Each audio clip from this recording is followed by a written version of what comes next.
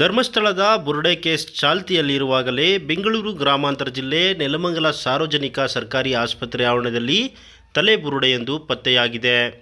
ಸರ್ಕಾರಿ ಆಸ್ಪತ್ರೆ ಆವರಣದ ಕಸ ಬಿಸಾಡುವ ಸ್ಥಳದಲ್ಲಿ ಈ ಒಂದು ಬುರುಡೆ ಪತ್ತೆಯಾಗಿದ್ದು, ಬುರುಡೆ ಕಂಡು ಇಲ್ಲಿನ ವೈದ್ಯರು ಹಾಗೂ ರೋಗಿಗಳು ಒಂದು ರೀತಿಯಲ್ಲಿ ಬೆಚ್ಚಿಬಿದ್ದಿದ್ದಾರೆ. ಈ ಒಂದು ಬುರುಡೆಯನ್ನು ನೋಡಿದ್ರೆ 4-5 ವರ್ಷ ಹಳೆಯದಾಗಿರ್ಬೋದು ಎಂಬ ಶಂಕೆಯನ್ನು ವ್ಯಕ್ತಪಡಿಸಲಾಗ್ತಿದ್ದು, ತಲೆ ಬುರುಡೆ ಬಗ್ಗೆ ಇಲ್ಲಿನ ಸಿಬ್ಬಂದಿ ವರ್ಗ ನೆಲಮಂಗಲ ಪೊಲೀಸರಿಗೆ ಮಾಹಿತಿಯನ್ನು ನೀಡಿದ್ದಾರೆ. ಪೊಲೀಸರಿಗೆ ಇಲ್ಲಿನ ಎಎಂ ಆದಂತಹ ಡಾಕ್ಟರ್ ಸೋನಿಯಾ ಅವರು ಮಾಹಿತಿಯನ್ನು ಕೊಟ್ಟಿದ್ದಾರೆ.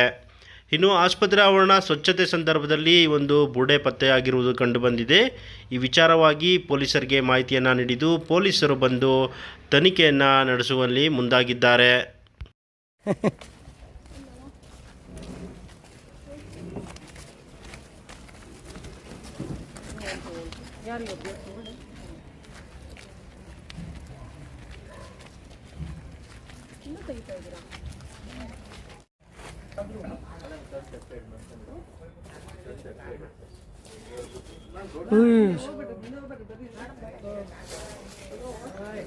ಅಲ್ಲೇ ಇದೆ ಸಿಕ್ಕಾಕೊಂಡಿದೆ.